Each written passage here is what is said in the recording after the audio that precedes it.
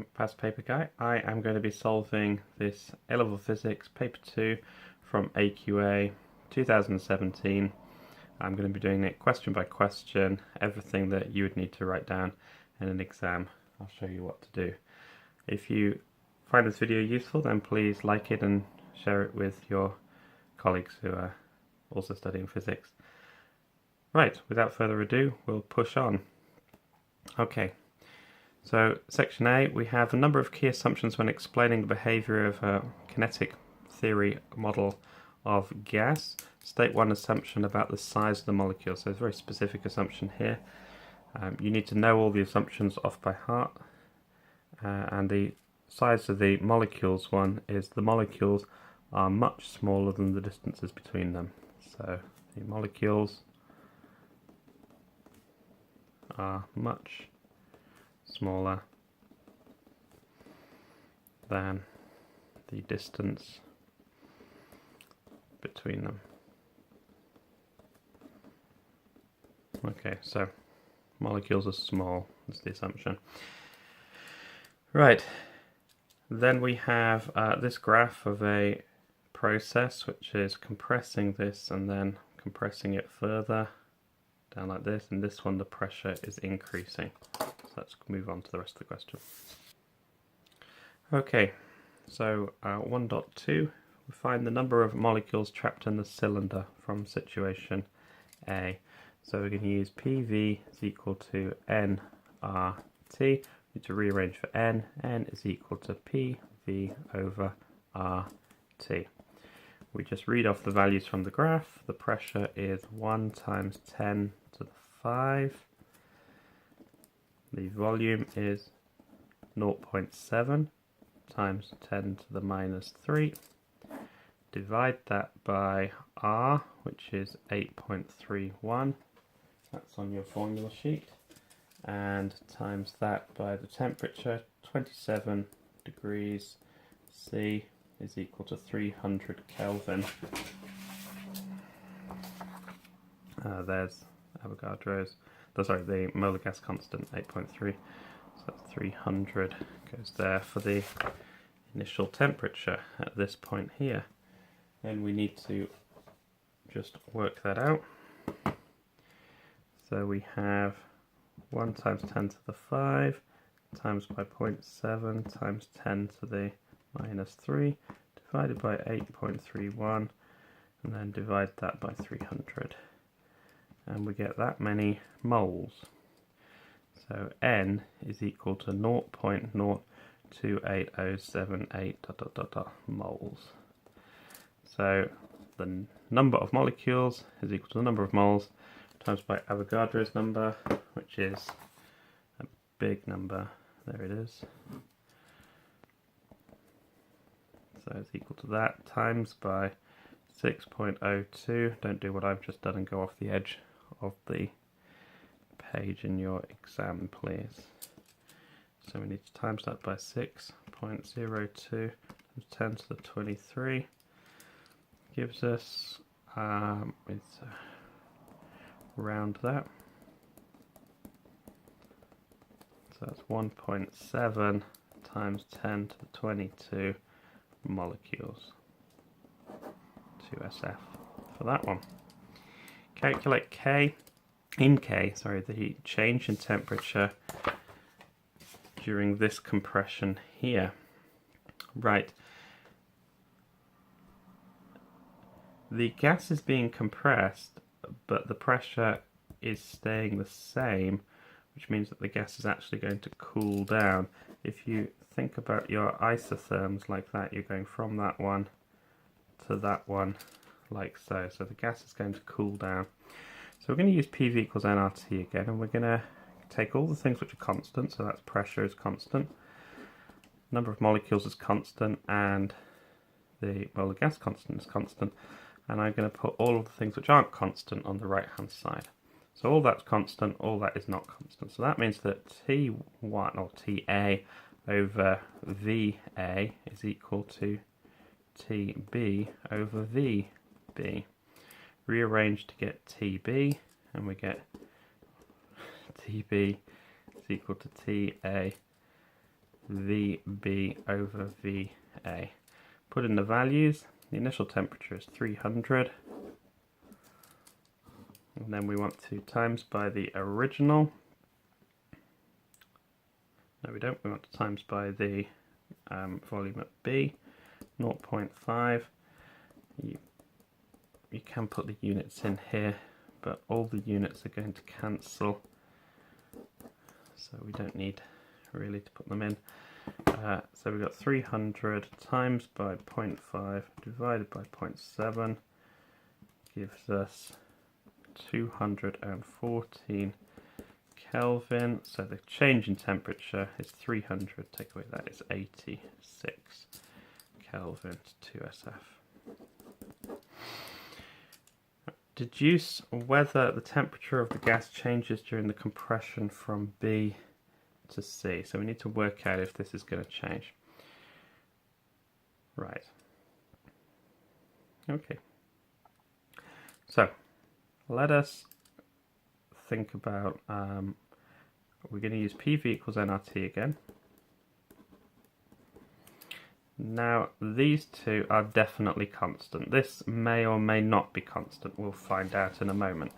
So we're going to take all the constants to one side and everything else to the other. So we're going to have PV over T is equal to a constant. So that's for sure. So that means that P at point B times by V at point B over T at point B must equal P at point C, V at point C over T at point C. Right, let's rearrange that to get what TC is equal to. So I'm going to move TC up there, and I'm going to get P at point C, V at point C, divided by P at point B, V at point B, times by TC. So I've switched those two over there, moved them from there down to there. Right, so if this is not 1, then the temperature changes. So let's work it out. So we don't actually need to work out what the new temperature is, we just need to work out if it changes. So let's work it out. This is quite a messy answer, I haven't presented my answer here very well. So the pressure here looks like well, it's close to 2, but it's not quite, is it? It's that would be 2.05. So it's 2.05 times by 0.3. Again, the units don't matter because they're just going to cancel. Divided by 1.0 times by 0.5.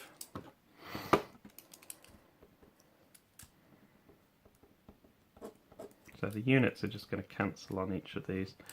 So we've just got 2.05 times by 0.3 divided by 0.5 is not. So it's equal to 1.23. So the temperature goes up by 23%. So to get all the marks in that question, you needed to show some sort of calculation like this. You didn't actually need to work out the answer, but you do need to demonstrate your understanding by showing an equation. 1.5, we need to compare the work done on the gas in this compression with the work done on the gas in this compression. Now the work done on a gas is the area underneath the so that's the first thing to say. The work done on the gas is the area under the graph. So if I call this X there, and I'm going to separate this into two chunks. I'm going to have area Y here and area Z there. So the extra work done compressing from B to C compared with A to B is the area of Z, because these two areas are identical.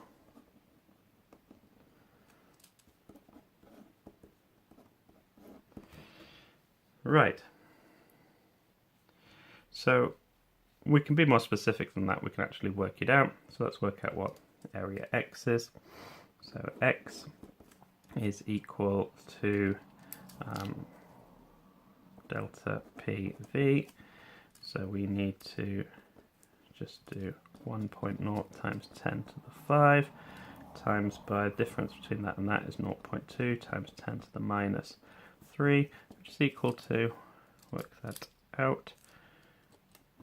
No, my apologies. Yeah, that is correct.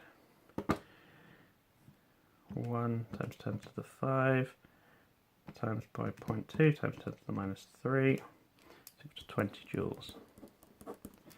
Right, Y is equal to 20 joules as well, because it's exactly the same. Z, well, right, you can and ah over about this for as long as you like, but I think if we pretend that this is just one big triangle, like so, you can count squares if you want. I'm just going to pretend that's one big triangle. I've dropped the lid of it down there.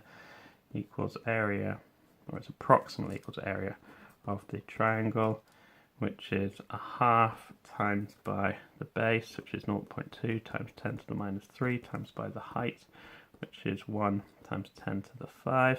So that's a half of that, which is approximately equal to 10 joules. Okay, so compression A to B is 20 joules, and B to C is 30 joules, because it's that one and that one combined. Now that gives you a close enough answer there. It's going to be a little bit less, so it's a little bit less, because the area of that shape is slightly less than that. But that's close enough in the mark scheme to do it. That's the way I would always do it.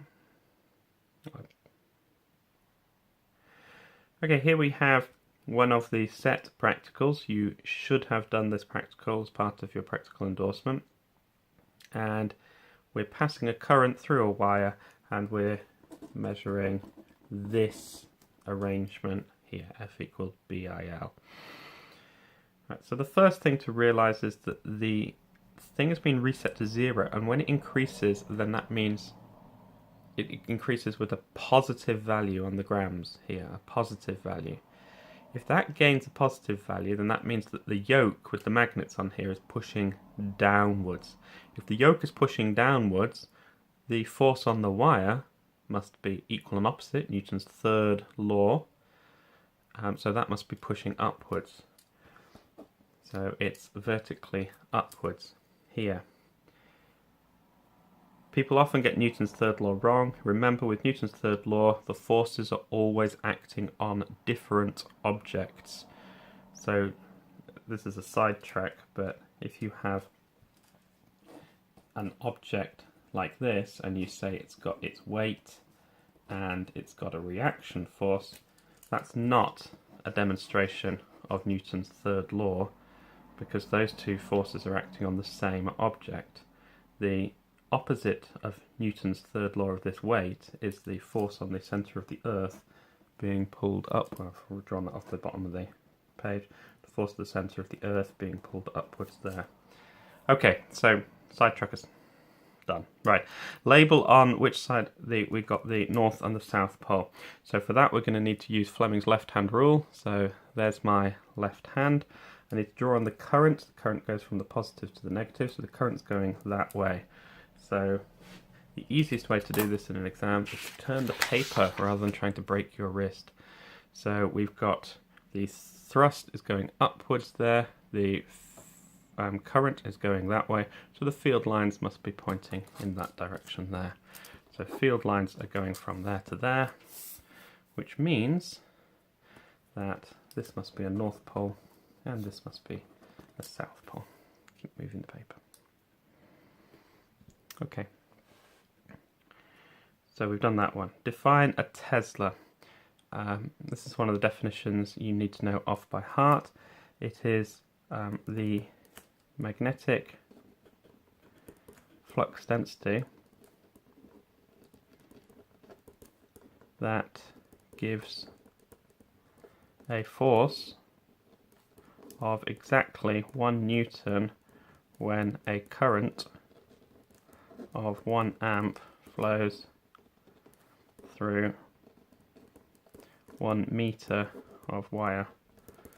Okay, so it's defined from this equation here, essentially, rearranged for B.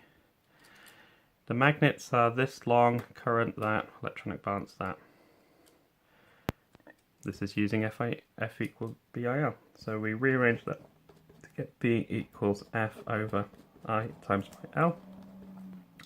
Right, F is the measurement on here, so 0.620 times 10 to the minus 3 times by 9.81 to turn it into a force, because that's obviously a measurement of mass, divided by 3.43 current times by 5.00 times 10 to the minus 2, because it's in centimeters there.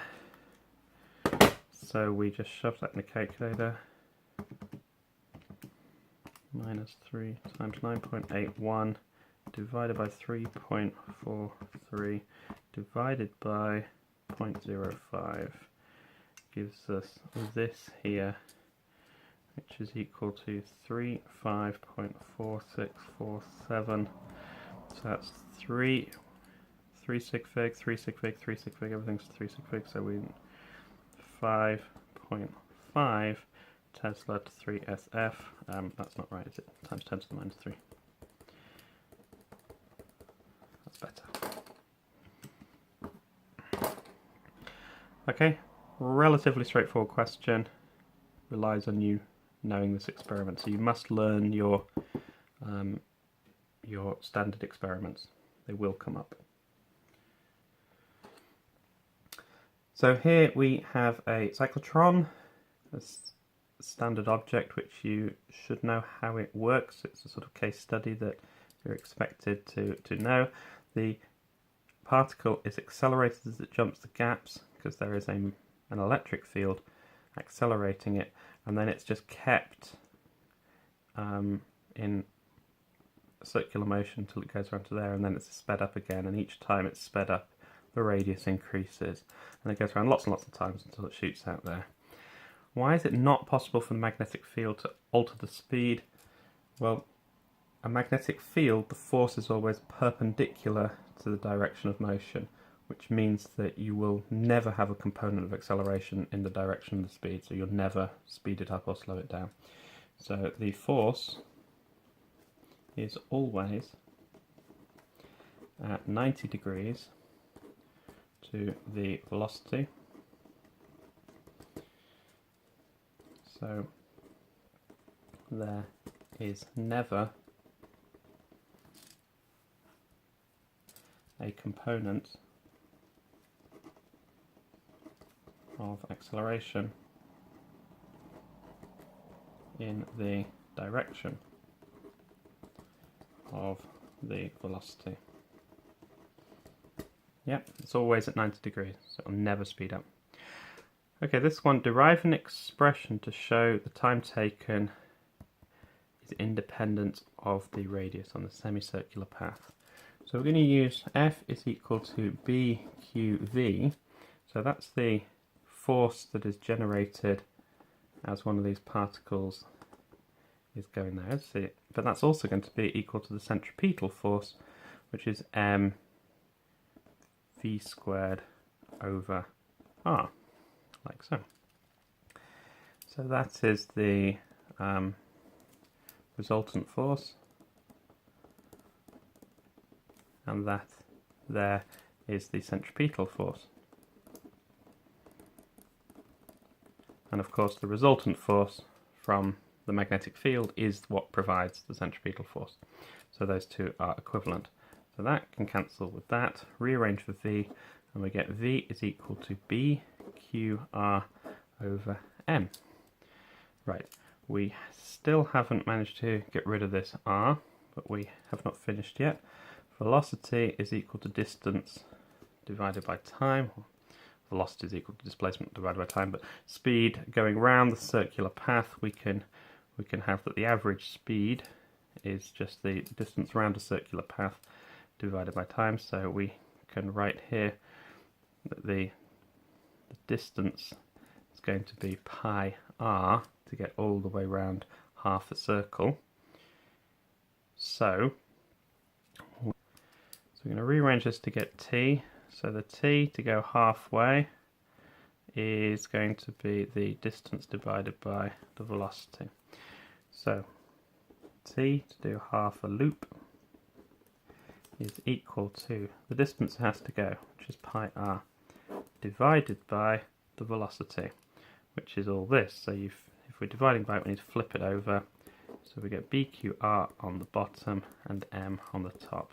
R's cancel, and we have t loop, or half a loop, is equal to pi M over BQ, and that has no R in it.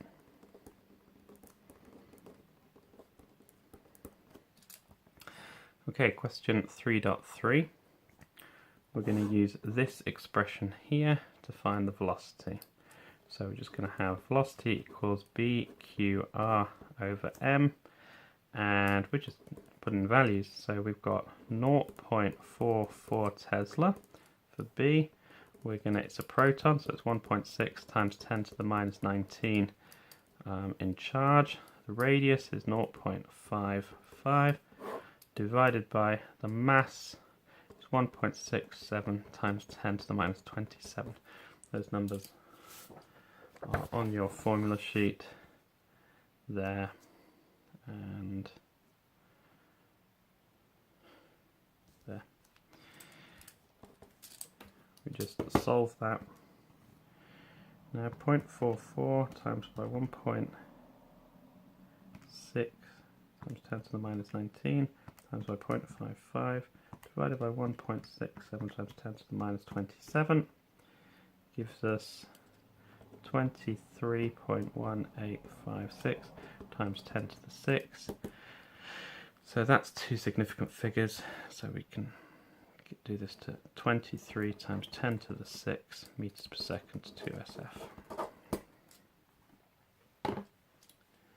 Question 3. Question 4, nuclear reactor question. State what happens when a neutron is incident on the moderator. So the moderator is used to slow down the neutrons. So it rebounds, losing some of its energy in the collision. Okay, i.e. it slows down. That's the point of the moderator, it slows down the neutrons. State what happens if a neutron is incident on a control rod. Well, it doesn't have to, but I think what they're after here is that it gets absorbed. So it gets absorbed, turning a nucleus of the control rod into a different isotope. Okay, I've put a bit more detail than you needed in the mark scheme there, but that's what it does. A slow-moving neutron collides with a nucleus and an atom of fuel, which causes fission. Describe what happens in this process. Okay, so the nucleus of the neutron is absorbed by the nucleus, making a new isotope. So in a uranium-235 reactor, that will go to uranium-236 as it absorbs the extra neutron there. This new isotope is unstable and undergoes fission. That means it breaks apart. It breaks apart into two, or sometimes more, usually two, daughter nuclei, and releases two or three very fast moving not electrons, neutrons. Okay, which in turn will go on to cause more reactions. All the products are moving fast, which is what the energy of the reaction is released as. It's the kinetic energy of the products as they are fly offward. Right, next we have the big 6-marker question. So we have to, in this case, talk about radioactive waste. What's the source of radioactive waste? Some of the problems in dealing with the waste at various stages of treatment. Your answer should include the main source of the most dangerous waste, a brief outline of how the waste is treated, problems facing dealing with the waste, and suggesting ways of overcoming these problems. We're going to make sure we hit these 3 bullet points here. Now, your answer should pretty much be in continuous prose, but if you just think of in terms of bullet points, and instead of drawing a dot for the bullet points, just put a full stop and a capital letter for the next sentence, you'll be fine. So, state the sources of waste and discuss some of the problems in dealing with it, but this is telling us to focus in on the most dangerous type of waste. So we want the high-grade waste.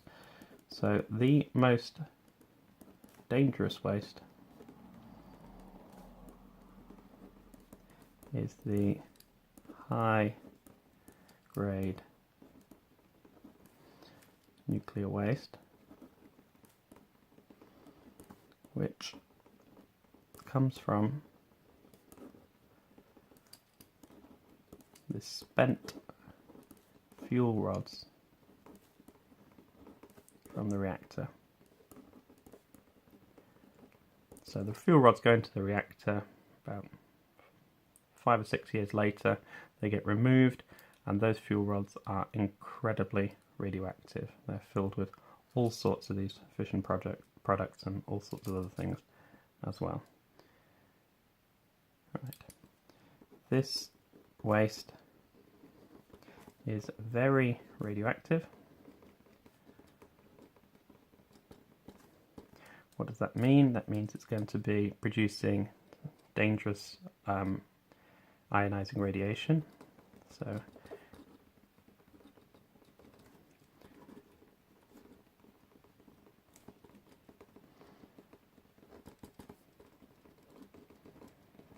it produces dangerous ionizing radiation and releases a lot of heat. Okay, so it's just because it's radioactive, it's producing lots and lots and lots of heat as well. So what do we do with it? First, it is placed in a deep pool for several years. So what's the point of the pool? The pool absorbs the radiation and cools it down. Okay, so you put it in the pool for about 10 or 20 years and it cools down the fuel rods, and it also absorbs all of the ionizing radiation, so people in the facility can move around without worrying about it. The pool absorbs the radiation and cools it down. What happens after this? Well, the fuel is removed from the pool, and it can sometimes be reprocessed and useful fuel is taken out of it. You can also use other products such as plutonium, which is made, you go uranium-238, gets an extra neutron, becomes uranium-239, that decays to make plutonium-239, which can also be used in different reactors or can be used in nuclear weapons. So that's one thing that can happen. Plutonium can be removed and used for other materials. You can also reprocess the fuel and get out all the uranium-235, which you still haven't used up. But otherwise, the waste has to be stored. So the waste is then removed and could be reprocessed.